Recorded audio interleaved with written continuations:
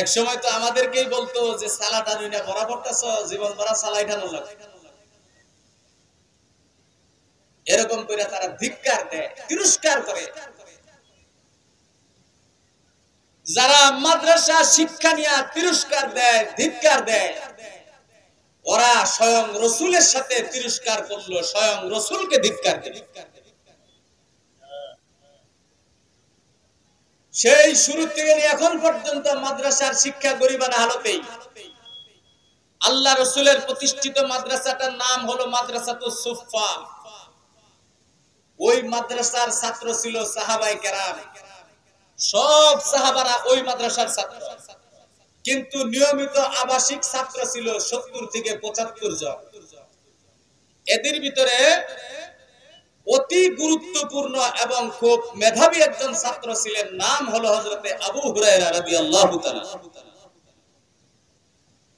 এই আবু হুরায়রা রাদিয়াল্লাহু তাআলা আনহু বয়ান করেন যে আমি যখন রাসূলের মাদ্রাসায় মাদ্রাসাতুস সুফফায় লেখাপড়া করতাম, আমাদের অবস্থা এমন ছিল, এত গরিবানা হালত ছিল, 3 দিন 4 দিন 5 দিন গত হয়ে যাইত, আমরা কোনো খাবার পাইতাম না, কিছুই খাইতে পারতাম না। নাই খাবো কি, কি খাবো? ক্ষুধার তাড়নায় ক্লান্ত শ্রান্ত অবসন্ন দেহে মসজিদে নববীর দরজার সামনে বেহুশের মতো হয়ে পড়ে থাকতাম। আর লোকজন আমার পাশ দিয়ে হেঁটে যাইতো, আবার কেউ কেউ আমার ঘাড়ে জুতা দিয়া পাড়া দিয়ে যাইতো। কারণ ওই সময় একটা সিস্টেম ছিল, যদি কারোর মৃগী রোগ থাকতো আর এই মৃগী রোগ যদি দেখা দিত, তাহলে মৃগী রোগী তো কি করে, বেহুশের মতো থাকে অথবা মুসরামুসরি করে, তাই না? তাদের একটা বদ্ধমূল ধারণা ছিল যে মৃগী যখন জাগ্রত হয়, ওই লোকটার ঘাড়ে জুতা দিয়া পাড়া দিলেই তার মৃগী রোগ কি হয়ে যায়, দূর হয়ে যায়। তো লোকজন আমি আবু হুরায়রার ঘাড়ে আমার মৃগী রোগ হইছে এইটা মনে কইরা আমার ঘাড়ে জুতা দিয়া পাড়াইতো। কিন্তু আমার এইটুকু বলার শক্তি ছিল না যে ভাই তোমরা আমাকে জুতা দিয়ে পাড়িয়ে পা দিয়ে কেন মারাচ্ছ, আমি তো মৃগী রোগী না, আমি 5 দিন ধরে কিচ্ছু খাই না, যার কারণে ক্ষুধার কারণে আমি এমন অবসন্ন হয়ে গেছি। এটুকু বলার ক্ষমতাও ছিল না এই আবু হুরায়রা। আল্লাহর নবী একদিন আবু হুরায়রা সাহাবায়ে কেরামকে ডাক দিয়ে বললেন, সাহাবারা তোমরা তোমাদের পাত্র খুলে দাও, আমি তোমাদেরকে কিছু দিব। হযরতে আবু হুরায়রা নিজের গায়ের চাদরটা মেলে ধরলেন এইভাবে। আল্লাহর নবী আবু হুরায়রার চাদরের ভিতরে একটু থুতু নিক্ষেপ করলেন। হযরতে আবু হুরায়রা আল্লাহর নবীর সেই চাদর, সেই থুতু মোবারক তার নিজের চাদরে লাগছে। সেই থুতু মিশ্রিত চাদরটা নিজের মুখের উপরে এইভাবে মালিশ করে নিলেন। আবু হুরায়রা বয়ান করেন, ওই দিনের পর থেকে আমার মৃত্যু পর্যন্ত কোন একটা কথা, যে কথা আমি জীবনে একবার শুনেছি, কোনদিন আমি সেই কথা ভুলি না। বলতে পারেন হুজুর, আল্লাহর নবী সাহাবাদের চাদরের ভিতরে থুতু কেন নিক্ষেপ করলেন? আল্লাহর নবীর খাদেম হযরতে আনাস রাদিয়াল্লাহু তাআলা আনহু বয়ান করেন, একবার আমি আমার নবীজিকে আমার বাড়িতে দাওয়াত করে নিলাম। রাতের বেলায় পূর্ণিমার চাঁদ আকাশে উদয় হইছে। আমার আম্মার নাম উম্মে সুলাইম। আল্লাহর নবী দাওয়াত খাওয়ার জন্য যখন দেউরির ভিতর দিয়া বাড়ির ভিতরে ঢুকতেছে, আমার আম্মা একবার আমার নবীর দিকে তাকায়, আবার আকাশের চাঁদের দিকে তাকায়। আকাশের চাঁদের দিকে তাকাইয়া নবীর চেহারার দিকে তাকাইয়া আমার আম্মা বলে, আল্লাহর নবীর চেহারার সৌন্দর্যের সামনে হাজারো আকাশের চাঁদ কিছুই না। হযরত আনাস বলেন, আল্লাহর নবীর হাত এত কোমল ছিল, দুনিয়ার সমস্ত রেশমি কাপড়, সমস্ত রেশমগুলা, নরম জিনিসগুলো একত্রিত করলে যত নরম হবে, তার চাইতে বহু গুণে নরম ছিল আবার নবীজির হাতের তালু। সুবহানাল্লাহ। পৃথিবীর সমস্ত মেশক আম্বর, মেশক আম্বর বুঝেন? মেশক, মিস্ক আরবিতে বলা হয় আল মিসকু, বাংলায় বলা হয় মৃগনাভি অথবা কস্তুরী। হরিণের নাভি, হরিণের নাভি, এক জাতীয় পুরুষ হরিণের নাভি। মুফাসসির আল্লামা মাহমুদ শুকরি আলুসি রাহমাতুল্লাহ আলাইহি লেখেন, আল্লাহ যখন আদম নবীকে জান্নাত থেকে দুনিয়াতে পাঠিয়ে দিলেন শ্রীলঙ্কার এক জঙ্গলে, পাহাড়ে, সারা পৃথিবীর সমস্ত মাখলুকাতের কাছে খবর হয়ে গেছে যে আল্লাহর বান্দা, আল্লাহর নবী, আল্লাহর প্রথম মানুষ আদম দুনিয়াতে আসছে। শ্রীলঙ্কার সেই পাহাড়ের ভিতরে যত প্রাণীকুল ছিল তাদের মধ্যেও এই খবর চলে গেছে, ছড়িয়ে পড়েছে যে আদম নবীকে আল্লাহ তাআলা আমাদের এই জঙ্গলেই পাঠাইছে। সুবহানাল্লাহ। এই খবর ছড়ানোর পরে একদল হরিণ আদম নবীকে ইস্তেকবাল করার জন্য, স্বাগতম জানানোর জন্য, দেখা করার জন্য আদম নবীর সামনে গিয়ে হাজির হয়েছে। এখন আদম নবীকে দেখতে আসছে হরিণ। আদম নবী তাদেরকে কি খাবার দিবেন, আপ্যায়ন করবেন, তার কাছে তো কোনো খাবার নাই, আছে শুধু পরনের দুইটা সেগুন গাছের পাতা। কয়টা পাতা? সেগুন গাছের দুইটা পাতা, জান্নাত থেকে যে দুইটা পাতা নিজের গায়ে জড়াইছিলেন। জান্নাতের সেই সেগুন গাছের দুই পাতা, আদম নবীর একটা পরনে আর একটা পাতা গায়ে। আদম নবী সেখান থেকে একটু একটু করে পাতা ছিঁড়ে হরিণ গুলাতে দিয়ে দিলেন। মুফাসসিরিনে কেরাম লেখেন, ওই আদম নবীর প্রথম দেওয়া সেই পাতা যে হরিণ গুলা খেয়েছিল, ওই হরিণ গুলার নাভির ভিতর থেকে এত সুগন্ধি নির্গত হতে লাগলো, ওই হরিণ গুলার নাভির মধ্য থেকে হয়ে গেল কস্তুরী। ওই হরিণের জাত এখনো পর্যন্ত পৃথিবীতে আছে এবং সেই হরিণের জাতির, ওই জাতের হরিণ গুলার এখনো নাভির ভিতরে সেই কস্তুরী পাওয়া যায়। পৃথিবীর সবচেয়ে দামি সুগন্ধ, পৃথিবীর সবচেয়ে মনোমুগ্ধকর সুগন্ধি হলো সেই কস্তুরী মৃগনাভি। আনাস রাদিয়াল্লাহু তাআলা আনহু বলেন, সারা পৃথিবীর সমস্ত কস্তুরী মৃগনাভি গুলাকে যদি একত্রিত করা হয়, যত সুঘ্রাণ হবে তার চাইতে বেশি সুগন্ধ ছিল আল্লাহর নবীর শরীরের ঘাম মুবারক। আর জোরে বলেন সুবহানাল্লাহ।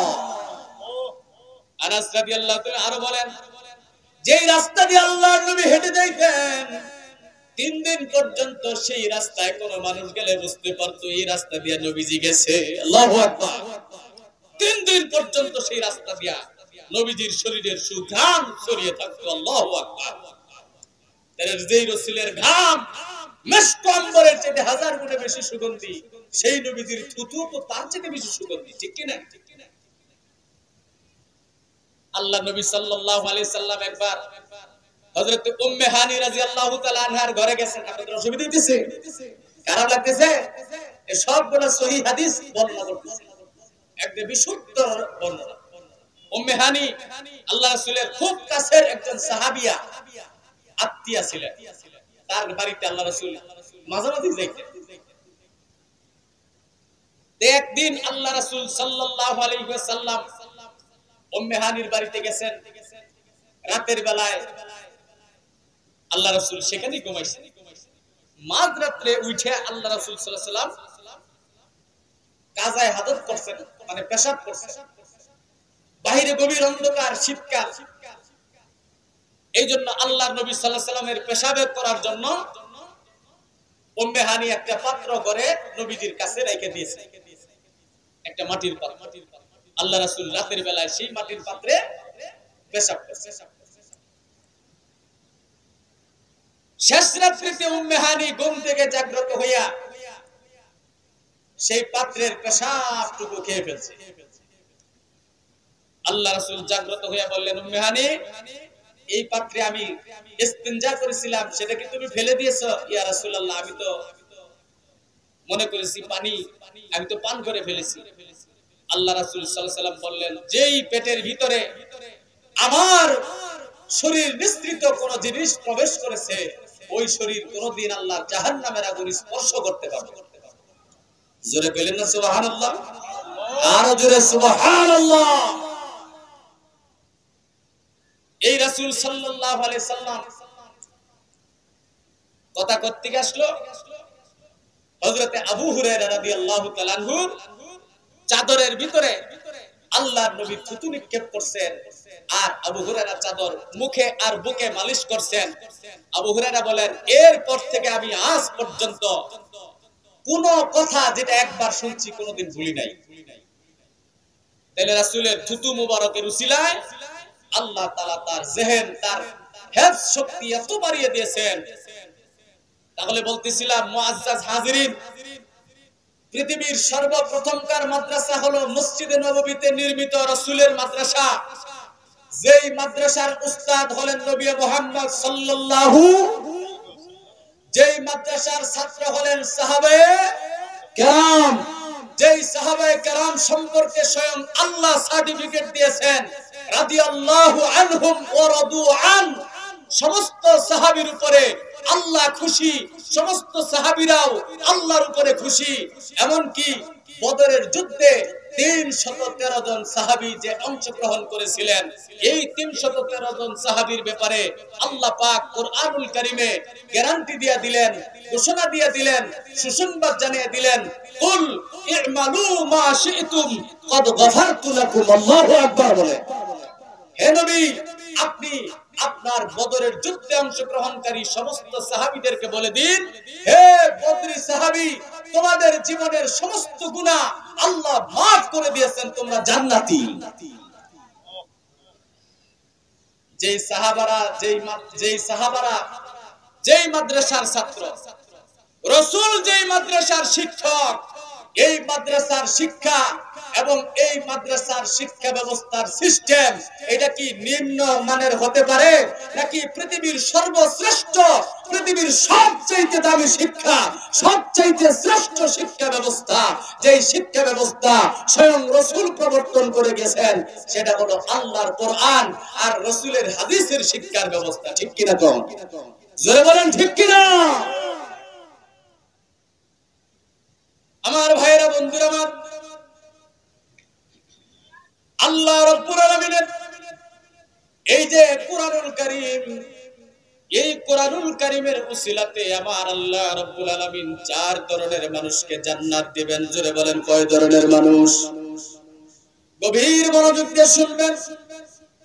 4 কিসমের মানুষ যারা কোরআনুল কারীমের শিক্ষা অর্জন করে, কোরআনের শিক্ষার সাথে যারা সম্পৃক্ত, এরকম 4 প্রকারের মানুষকে আল্লাহ তাআলা জান্নাত দিবেন। 1 নাম্বার মুআল্লিমুল কোরআন, কোরআনের যারা শিক্ষক, কোরআনের যারা উস্তাদ।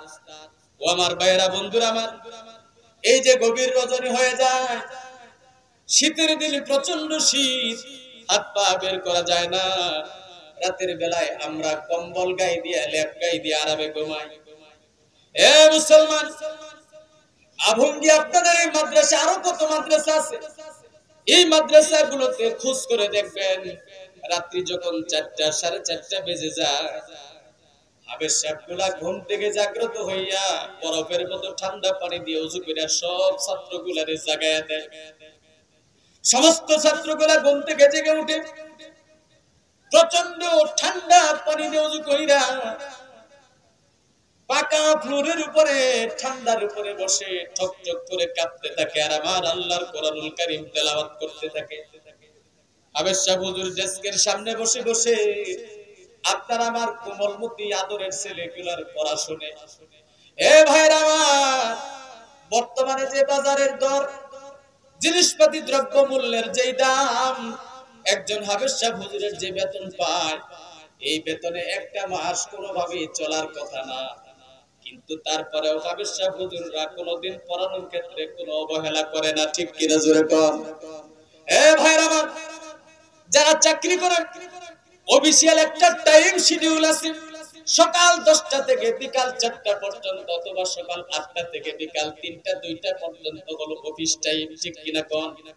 কিন্তু হেফজখানার হাফেজ সাহেবদের কোনো অফিসিয়াল টাইম নাই। রাত দিন 24 ঘন্টার ভিতরে শুধুমাত্র আসরের নামাজের পর থেকে নিয়ে মাগরিবের নামাজের একটু সময় 1-1.5 ঘন্টা সময় তারা ফ্রি থাকে, আর বাকি পুরো সময়টুকু তারা আমার আপনার ছেলেদেরকে নিয়ে চিন্তা ফিকির করে। তাদের পুরো ডিউটি তারা রাত দিন 24 ঘন্টা পালন করতেছে। কয় টাকা বেতন পায়? এ মুসলমান, এই হুজুরগুলা বেতনের জন্য কোনো তোয়াক্কা করে না। এই দুনিয়ার সামান্য বেতন তাদের কিছুই হইতে চায় না, তারপরেও তারা বেতনের আশায় থাকে না, তারা তো আবার আল্লাহর জান্নাতের আশায় থাকে। আল্লাহ রাসূল বলেন, খায়রুকুম মান তাআল্লামাল কুরআন ওয়া আল্লামা। দুনিয়ার ভিতরে তোমাদের ভিতরে সবচেয়ে দামি মানুষ তারা যারা নিজে কোরআন শিখে এবং আরেকজনকে শিখায়। কোরআনের উস্তাদ যারা, কোরআনের শিক্ষক যারা রাত দিন মেহনত করে মুসলমানদের সন্তানদেরকে কোরআন শিক্ষা দেওয়ার পিছনে নিজের মেধা শ্রম ব্যয় করে। আল্লাহর পয়গম্বর বলেন, আল্লাহর জান্নাতে যাওয়ার ভিতরে এক কাতারের মানুষ হবে তারা যারা মেহনত করে মানুষদেরকে আল্লাহর কোরআন শিখায়। 2 নম্বর, কোরআনের উসিলায় জান্নাতে যাবে মুতাআল্লিমুল কোরআন, কোরআনের শিক্ষার্থী যারা, কোরআনের ছাত্র যারা, কোরআনের ছাত্রী যারা। আল্লাহর পয়গম্বর হাদিস শরীফের ভিতরে বয়ান করেন, তাফসীরে তাবারী শরীফের ভিতরে আসছে হাদিস। আল্লাহর নবী বলেন, উতা ইয়াউমাল কিয়ামাতি বিল কুরআন ওয়া আহলিহিল্লাযীনা ইয়া'মালুনা বিমা ফি। কিয়ামতের ময়দানে কুরআনুল কারীম আল্লাহর সামনে গিয়ে দাঁড়াইবে। সুবহানাল্লাহ কোন। কুরআনুল কারীমের পিছনে বিরাট একদল মানুষ আল্লাহর সামনে গিয়ে দাঁড়াইবে। কুরআনুল কারীমের ভিতরে বড় বড় 2টা সূরা আছে। একটা সূরার নাম সূরা বাকারা, আর একটা হলো সূরা আলে ইমরান। এই 2টা সূরা হলো কোরআনের সবচেয়ে বড় সূরা। আল্লাহর পয়গম্বর বলেন, এই 2টা সূরা কুরআনুল কারীমের সামনে যাইয়া কোরআনের সাথে গিয়া আল্লাহর সামনে দাঁড়ায়া আল্লাহকে ডাক দিয়ে বলবে, আল্লাহ আমাদের পিছনে দেখো একদল মানুষ দেখা যায়, একদল মানুষ দেখা যায়। আল্লাহ জিজ্ঞাসা করবেন, এরা কারা? আল্লাহ জানেন এরা কারা? বলেন, আল্লাহ জানেন এরা কারা? আল্লাহ ভালো করে জানেন, তারপর আল্লাহ জিজ্ঞাসা করে জেনে নেবেন। এমনি আল্লাহ বলবেন, এরা কারা? কোরআন জবাব দিবে, আল্লাহ এরা হলো তোমার আহলুল কোরআন, এরা কোরআন ওয়ালা। আল্লাহু আকবার বলেন। এরা হামিলুল কোরআন, কোরআনের ধারক, কোরআনের বাহক। সিনার ভিতরে 30 পারা কোরআনের হেফাজত করেছে এই মানুষগুলা, কোরআনের জন্য জীবন বাজি রেখেছে। কোরআনের শিক্ষা দুনিয়ার জমিনে ছড়িয়ে দেওয়ার জন্য, টিকিয়ে রাখার জন্য যা করার দরকার সব করেছিল এরা। আল্লাহ এরা সেই মানুষ, এদের জন্য আমি কোরআন তোমার দরবারে সাক্ষী দিতেছি, আল্লাহ তুমি এদেরকে অবশ্যই জান্নাতে দিবা, এটাই আমার দাবি। আল্লাহু আকবার। আল্লাহ রাসূল বয়ান করেন, ইন্নাল কুরআনা ইয়াতি ইয়াউমাল কিয়ামাতি শাফিআন ওয়া মুশাফফাআ। কিয়ামতের দিন কোরআন সুপারিশ করবে মানুষের জন্য, আর কোরআনের সুপারিশ অবশ্যই আল্লাহ কবুল করবেন। কোরআনের সুপারিশ আল্লাহ কোনদিন ফেলে দিবেন না। কোরআন যাদের সিনার ভিতরে আছে, কোরআনের ছাত্র যারা, আলেম যারা, যাদের রাত দিন 24 ঘন্টার মেহনত আর ধ্যান খেয়াল হলো আল্লাহকে খুশি করা, এই মানুষগুলা আল্লাহর কোরআনের বরকতে আল্লাহ জান্নাতি। জোরে কোন সুবহানাল্লাহ। 3 নম্বর, আল্লাহর পয়গম্বর সাল্লাল্লাহু আলাইহি সাল্লামের হাদিস অনুযায়ী বোঝা যায় আল্লাহর কোরআনুল কারীমের উসিলায় 3 কিসিমের মানুষ। 3 নম্বর যারা জান্নাতে যাবে তারা হলো মুহিব্বুল কোরআন, কোরআনকে যারা মহব্বত করে, কোরআনকে যারা ভালোবাসে, কোরআনকে যারা অন্তরের অন্তঃস্থল দিয়ে মহব্বত করে। আমার বাজান রে বন্ধুরা আমার, বলুন তো দেখি আমাদের অন্তরে কোরআনের ভালোবাসা আছে না নাই? আওয়াজ করে বলেন, আছে না নাই?